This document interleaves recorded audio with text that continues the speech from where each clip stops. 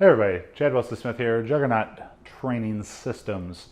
Starting a new series for you today about 5 pillars for great squat technique.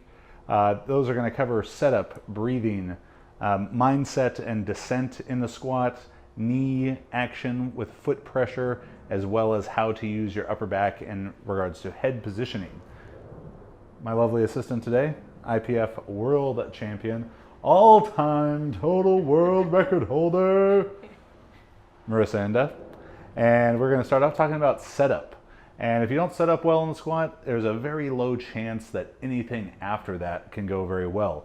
So if you have problems rounding forward, maybe getting pushed forward in the hole, that is probably due to a lack of upper back tightness in the setup. So while you may be thinking that you need some special extra exercises to address that problem in the squat, the first thing you need to do is take a step back, fix the technique, fix your upper back positioning, and make sure that it is tight as possible, uncomfortably tight most likely, and see how that fixes your squat technique. And then if that still doesn't fix it, then you could worry about some special exercises to do. Good squat setup happens in 3 steps. First step, hand position.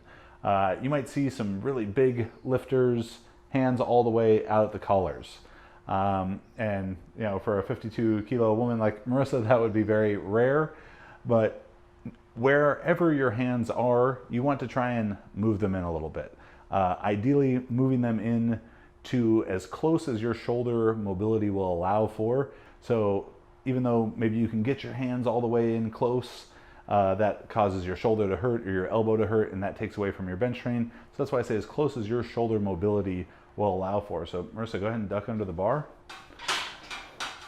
And Marissa's hand position is very, very close. Great setup position. The only caveat to the idea that we want our hands as close as shoulder mobility will allow for is that we need to see that the elbow is aligned inside of the hand. So if Marissa was to maybe put her hands really close, but leave her elbows out wide, that it doesn't build nearly the same tension in the upper back as the elbows being pulled inside of the hand position, even if it causes the hands to be a little bit wider. Get out of there. And a great example of this, is Andrei Milanichev, maybe the best squatter in the world, has an incredibly tight hand position, and that again is the foundation that great squatting technique is built upon. So that's step 1, is move your hands in as close as your shoulder mobility will allow for. Step number 2 in great squat setup is going to be to squeeze everything to the middle of the body. So once Marissa's under the bar with that great hand position, we're then going to focus on pulling the scapula together, like she's trying to pinch my fingers with her shoulder blades, and from there trying to pull the elbows towards the middle of her body. Real common error we see with this is people pulling the elbows into the side of their body, which is going to cause the elbows to kind of get in front of the bar and lack a bit of upper back tightness. So a good cue for this is to try and touch your tricep to the back of your lat.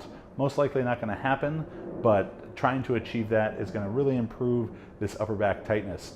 And if you don't feel like you're accomplishing that, having a coach or a training partner come and literally kind of roll your shoulders back together is going to be a really useful cue for that. So that's going to be step number 2 for our great setup. So number 1, close hands. Number 2, squeeze everything towards the middle of the body. Shoulder blades fold together, elbows pull together slightly behind the body. So basically your elbows are going to end up pointed at the top of your butt. And finally, step number 3, and it has to happen in this sequence to maximize the effectiveness of things, is to push your elbows under the bar. And this is sort of just the icing on the cake for lat and upper back tightness. So as Marissa gets under the bar, she's squeezing her arms together behind her back and then making a real slight move to try and push her elbows forward. And it's going to be a very, very subtle movement because she's generated so much tightness by squeezing the upper back together. The elbow's not really going to be able to move forward. Now, if she was to not have tightness in the upper back, she's relaxed in the upper back, now you can see the elbow moves pretty freely, but it's not generating any additional tension in the lat. And that's really what we're trying to achieve. Tension throughout the entire upper back, rhomboids, traps, lats. That's what's going to create the most stable position for you to squat from. It's going to help you avoid getting rounded over, getting pushed forward out of the hole, and is, again, the foundation for squatting technique. If you don't set up right, it's going to be very difficult to do anything after that correctly in the squat. So hopefully you learned some important things about squat setup.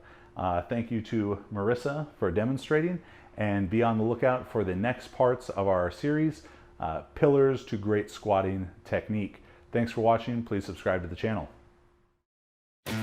Get expert program design, video analysis, and guidance for powerlifting and weightlifting, whether you're a beginner, intermediate, or advanced athlete, through Team Juggernaut's online coaching. Click Learn More to sign up.